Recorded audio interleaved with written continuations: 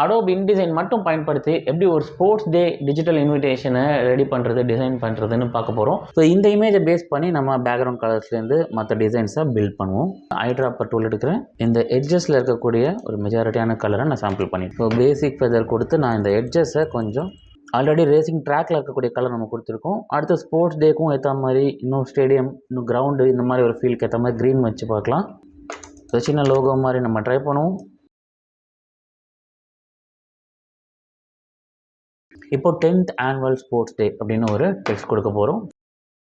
அடுத்தது டேட் நம்ம போட போகிறோம், என்றைக்கு நடக்குது. Type tool. ஸோ டிசைன் இன்னும் கொஞ்சம் என்ஹான்ஸ் பண்ணலாம். இங்கே பேக்ரவுண்டில் ஒரு நமக்கு சப்ளிமினலாக சப்கான்ஷியஸாக ஒரு க்ரௌட் சேரிங் எஃபெக்ட் இருந்தால் நமக்கு நல்லாயிருக்கும். இது ஒரு சின்ன ஷேடோ எஃபெக்ட் ஏதாவது கொடுக்கலாம். ஏன்னா பின்னாடியும் நமக்கு நிறையா க்ரீன் இருக்குது. இப்போது இந்த ஸ்ட்ரோக்குக்கு நம்ம இந்த கிரேடியன்ட் ஃபெதர் கொடுத்து பார்க்கலாம். ஸோ எது பண்ணாலும் நம்மளுடைய தீமில் தான் நம்ம ஃபாலோ பண்ணிகிட்டு இருக்கோம். நம்ம யூஸ் பண்ண கிரேடியன்ட் கலர்லேயே தான் நம்ம டெக்ஸ்ட் கொடுத்துருக்கோம்.